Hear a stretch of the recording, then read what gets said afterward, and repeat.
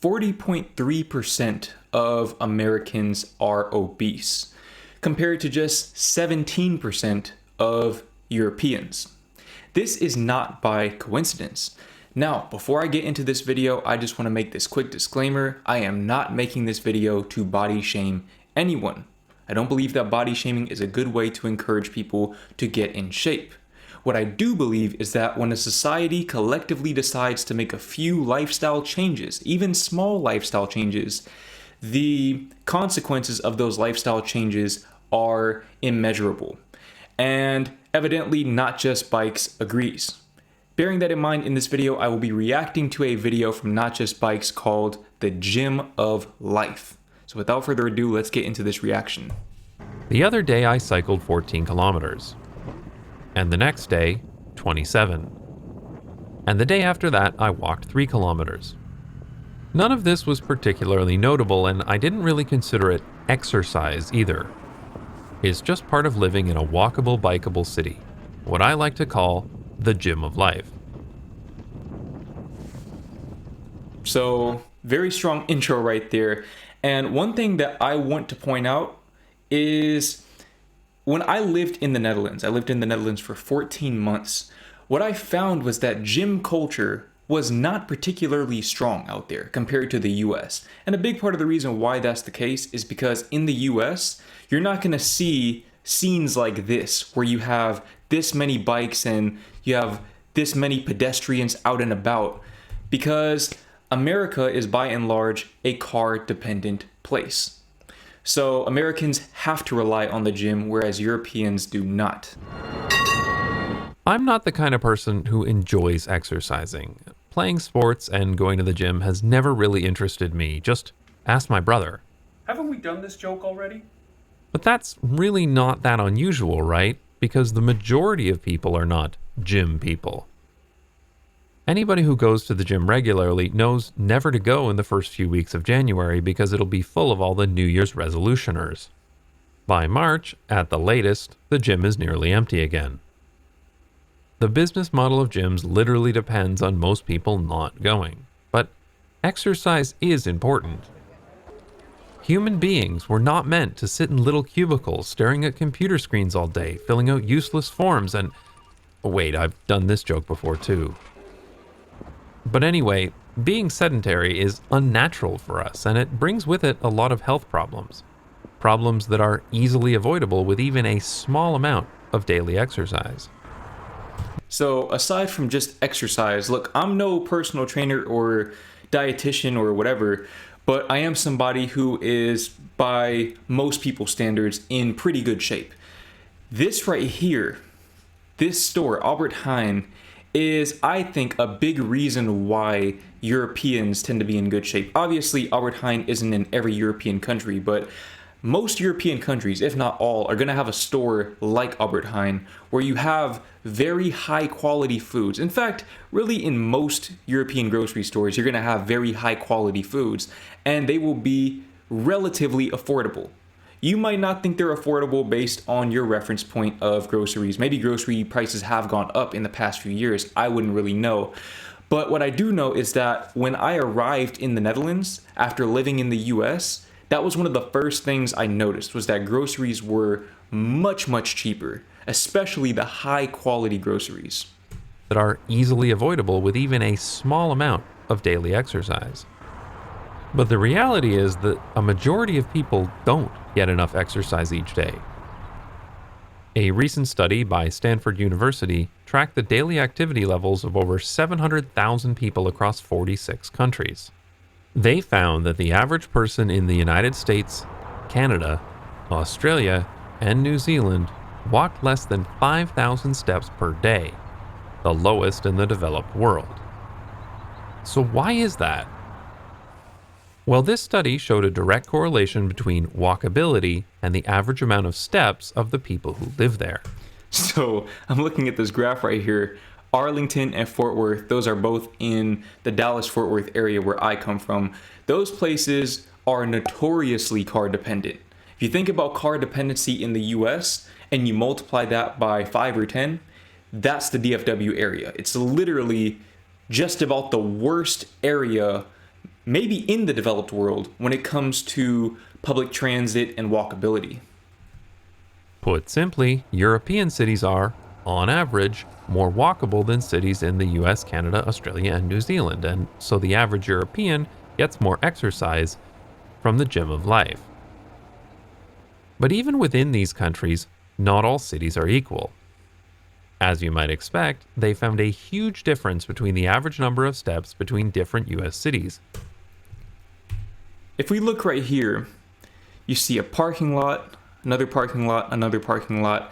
There are all these large parking lots. People always talk about how the automotive companies and the oil companies are lobbying politicians against more walkable infrastructure and public transit. But what about the people who own these parking lots? I'm sure that they have a vested interest in making sure that walkability and public transit are never feasible options for the majority of people. Now, you see in this place right here, you actually have some bike lanes, which is really nice. But when you compare this to this, I mean, it's a night and day difference. But even within these countries, not all cities are equal. As you might expect, they found a huge difference between the average number of steps between different US cities, which directly correlated to how walkable they are. Of course, this is not a new discovery. Multiple studies have shown that people in walkable cities walk more than people in car-dependent places, and yeah, that's kind of obvious. You're a lot more likely to walk in a place like this than a place like this. In the 2004 documentary Super Size Me, the author tries to go 30 days while eating only McDonald's food and walking as much as the average American. He quickly found out that he could not walk so little while living in New York City. All I did today was leave my apartment, walk down the stairs, and walk to the McDonald's, 1,272 steps. He completed the last part of the experiment in Houston, where it's much easier to avoid walking. This is a very typical American scene right here. This street that you see, He completed the last part, or rather this strode, as Not Just Bikes likes to call them, in Houston is a very prototypical American scene. Where are you supposed to walk? Where are you supposed to bike? A while back, I posted a video of myself and my girlfriend cycling in a place that looked kind of like this. It was actually a little bit better than this. We at least had sidewalks. But people were reprimanding us for riding on the sidewalks instead of riding in the street. If you were one of those people, look, you're entitled to your opinion, but when it comes down to it, I know that you are not going to put up money for my funeral costs when I get hit by a car trying to ride in a street like this. So, personally, if I'm in an environment like this, I'm going to drive because I don't really have another viable option. My general rule of thumb is that if I had children and I wouldn't want them biking or walking on that particular road, I won't do it either, because that means it is intrinsically unsafe. So really, again, it's not necessarily that Americans are just fat and lazy or whatever. It's that when you look at the infrastructure, I mean, what are they really supposed to do other than go to the gym? part of the experiment in Houston, where it's much easier to avoid walking. I was curious to see what my step count was, so I bought one of those fancy time bracelets that tracks your fitness stuff. It turns out that I'm unable to get less than about 10,000 steps in a typical day living here in Amsterdam. I'd have to go really out of my way to get less than 5,000. As you might expect, the Stanford study also showed a direct correlation between walkability and obesity in the location. So also anecdotally, when I lived in the Netherlands, I didn't really do a whole lot of walking. I for sure was not getting 10,000 steps per day. Instead, I was using my bike. I'm much more of a cyclist than I am a walker. I don't really like walking in general. I do love cycling, and I cycled a lot. Just getting to and from the gym, I was still going to the gym even though I lived in the gym of life. I think it was 1 kilometer and some change each way. Maybe 1.5 kilometers each way, something like that. And that right there not only served as a great warm-up and cool down for the gym when I would lift really heavy weights over and over again, but also I noticed it really changed the way my physique looked. Because I'm into bodybuilding, for me the aesthetics do matter, not just the functionality. And you can see right here, I was pretty cut up. And it's not like I was doing anything different in the gym per se. I really believe it was just biking. Study. Or, to be more precise, they actually found that more walkable places correlated to reduced obesity for everyone, but some groups benefited much more than others, and in fact they called activity inequality, which is really interesting, and you can read more about it in the paper itself, which is linked in the description. Because yeah, if you live here and are wealthy enough in terms of both time and money to go to the gym regularly, you can beat the average number of steps. But in walkable places, everyone benefits, regardless of their gender or socioeconomic status. He brought up a really good point there that I never really considered, which is that aside from just the money aspect of it, a lot of workers, especially workers who have families, especially in the US where people are working 2 jobs at a time, they don't have time to go to the gym. Or if they do have the time, they don't have the energy. I know that for me, the workouts that I do take a lot out of me. They take a lot out of me, so I can only imagine someone who's working from 9 to 5 or 9 to 9 every day, and then you have a few hours of family time. Where are you supposed to fit in gym time into that equation? So it definitely helps having more walkable and bikeable areas because you get to essentially kill 2 birds with 1 stone. Even in a place like the US where people are working ungodly hours just to survive, at the very least, if they have the opportunity to walk to and from work, not only will that allow them to exercise in the flow of their day, but it'll also prevent them from needing a car, which will free up a lot of their financial resources, and maybe now they don't need that second job. Just some food for thought. Now, of course, walkability is not the only reason for obesity or even the most important one. A lack of sidewalks can't fully explain why the US is way the hell up here. But if you want any hope of tackling the obesity crisis, you're going to have to get people moving more often. I've lived and worked in a lot of different cities, and that's an understatement. And I've commuted in many different ways.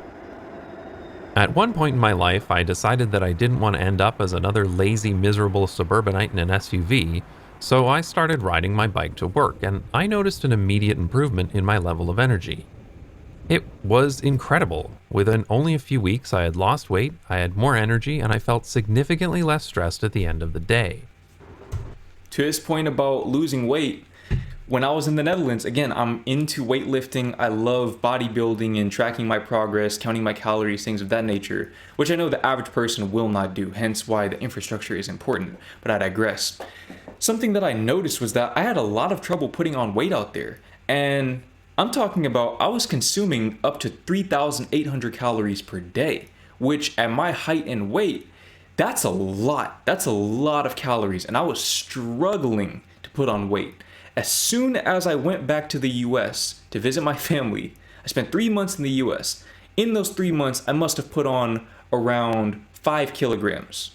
5 kilograms within those 3 months. I'm not exaggerating. I hit my goal weight very, very quickly. And honestly, I'm kind of trying to get back to where I was before in terms of being a lot more lean and just being in better shape overall. My mood after a cycling commute was much better too. Well, unless it was one of those mornings where I was run off the road by some lazy, miserable suburbanite in an SUV. Commuting by car in traffic is pretty miserable. Yeah, you get to sit in your climate-controlled cage, but you can't do anything productive, and it just feels like wasted time. So, I wasn't really surprised to see that surveys taken during COVID found that most people who walk or cycle to work said they miss their commutes, while almost nobody who drives to work said this. Because walking or cycling to work actually makes you feel good, while driving doesn't. People need approximately 30 minutes of moderate physical activity every day, and that can be So I don't know all of the technical terms here. What I do know is that exercise releases a certain chemical in your brain. I think it's the feel-good chemical. I forgot what chemical it is. I don't know if it was serotonin or something else. If you know more about this, then you can comment below. But exercise literally, scientifically makes you feel better. So, especially for commuters, I think that you would see a marked improvement in overall happiness levels when people start their days off by exercising to get to their jobs. Achieved by cycling or a brisk walk. But since this activity is required anyway to maintain a base level of health, there's an argument to be made that the first 30 minutes of, say, your cycling commute are free. It's time you'd have to spend exercising anyway, and by doing it during your commute, you're saving that time by multitasking. So if you spend 40 minutes commuting by bicycle each day, that means you effectively only spend 10 minutes a day exclusively on your commute. A car commute does not provide this benefit. You're not getting any exercise, so it's just purely time wasted commuting. You can't even catch up on work or check your email like you can on a train. Of course, these benefits aren't available to you if your city is built wrong. You can't walk to work if it's too far away and if there's no rapid transit available to help you get there. This is true. In the US, just off the top of my head, I want to say the average commute distance is something like 27 miles, which I don't know exactly how many kilometers that is, but it's somewhere in the neighborhood of 43 kilometers one way. So imagine you're commuting 86 kilometers per day. You're not going to commute that by bike. Even if you have an e-bike, you would be hard pressed to make that commute day in and day out.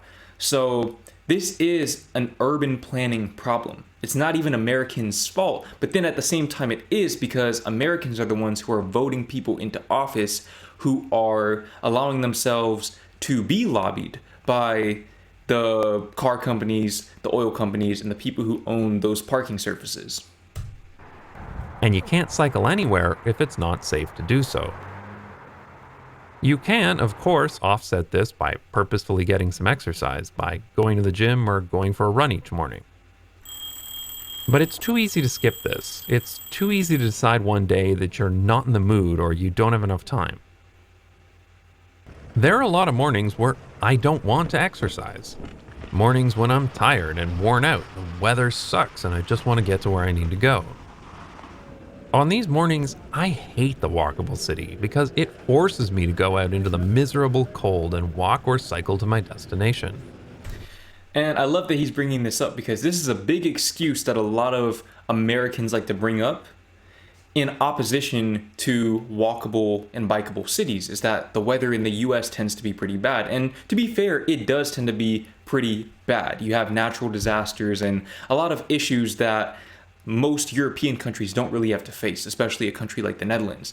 That said, although you don't really have those extreme ends of the spectrum in the Netherlands, I would say around, and this is just anecdotally speaking, 70% of days look something like this right here. The weather is not particularly pleasant, especially when you are biking into a headwind in the middle of January.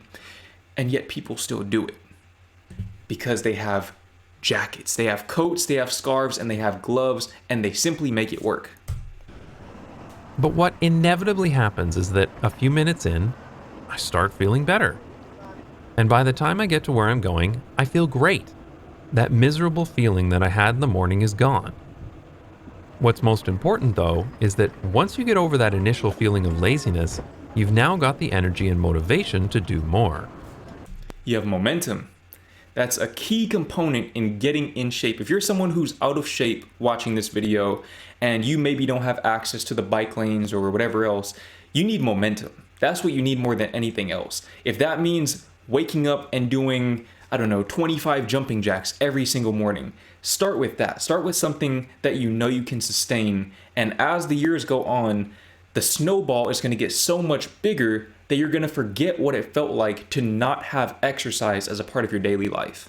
This effect may be part of the reason why a recent Ipsos survey found that people in the Netherlands exercise more than any other nation on Earth.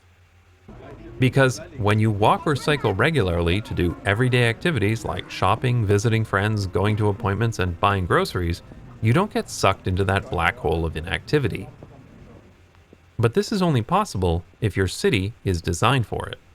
Incidentally, I love how in this study the Netherlands had the absolute lowest number of people who reported cycling as a sport they do in a normal week.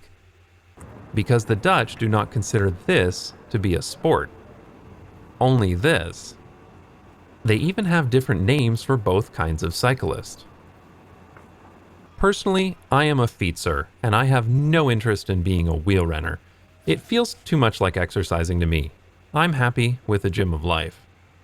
But regardless of what type you are, cycling is a great low-impact aerobic activity that could benefit almost everyone, and making it part of your daily routine can bring immediate health benefits. Emphasis on low impact. That's a big part of the reason why I now do cardio on the stationary bike instead of running, is because I realized it's much better for preserving your joints while still getting all the same cardiovascular benefits that you get from running. So having cycling as a primary mode of transportation is pretty much a cheat code. And when you think about how cheap it is to implement the infrastructure that allows for this, granted, of course, you have zoning laws and things like that that make things a lot more tricky in the US, but the cost of adding in a bike lane and removing a lane for cars is a very low cost compared to how much people will save in long-term medical expenses from living healthier lifestyles overall. Which, now that I say that out loud, makes me wonder if maybe that's another reason why American cities seem to be so opposed to integrating more cycling infrastructure. Food for thought. A 2010 study found that the benefits of cycling far outweighed the risks from things like inhaling pollution from cars or being injured or killed by cars. But this study was focused on the Netherlands, where cycling is extremely safe. Car-centric cities that are designed wrong are robbing their citizens of this easy, low-cost opportunity to improve their health. After my dad had knee surgery, he found the very best activity for him was cycling. Of course, he needed to get a stationary bike because he lived somewhere car dependent. In the Netherlands, he would be able to cycle regularly to do everyday errands and activities like most seniors do here. And it's possible that with all that daily cycling, He brought up a really good point there as well, which is that in the Netherlands, you see a lot of senior citizens cycling. In fact, that was a whole thing that I remember, was that you would have these groups, usually on the weekends, but you can kind of see them every single day. But especially on Sundays and Saturdays, you'd see these groups of older people, all with gray hair, wrinkled, etc. You can tell they're probably 75 and up, cycling. And they don't look uncomfortable on the bikes. They look completely comfortable, completely content, and you can tell it's something that they do very frequently. I don't think I ever saw an old person, and when I say old, again, I'm talking 75 plus, visibly old person. I never saw a person like that cycling in the US. Until I got to the Netherlands, I honestly didn't even know that that was feasible. But evidently it is.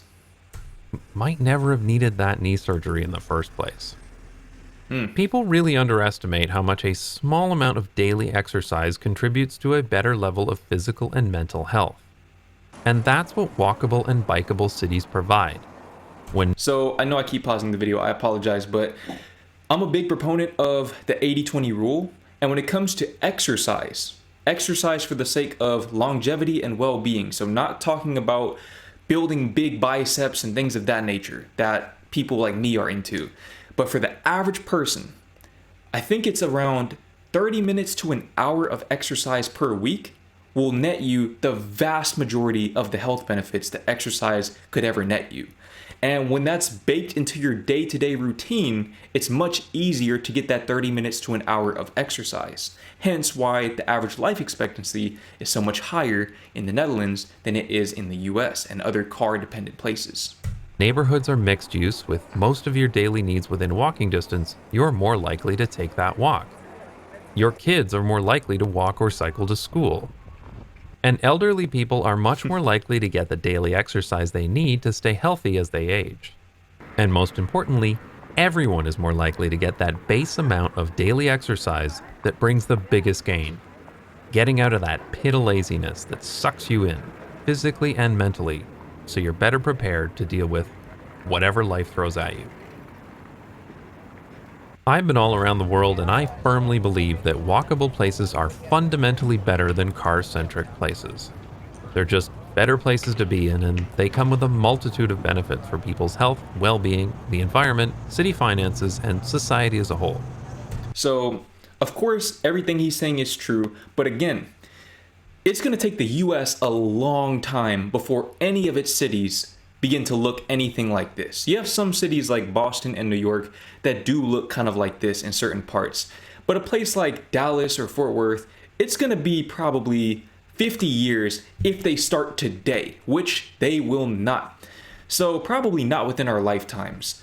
But one thing that they can do, again, a very low cost, effective, and sustainable solution for places like Dallas is add more bike lanes, more protected bike lanes specifically, and encourage and incentivize the use of e-bikes.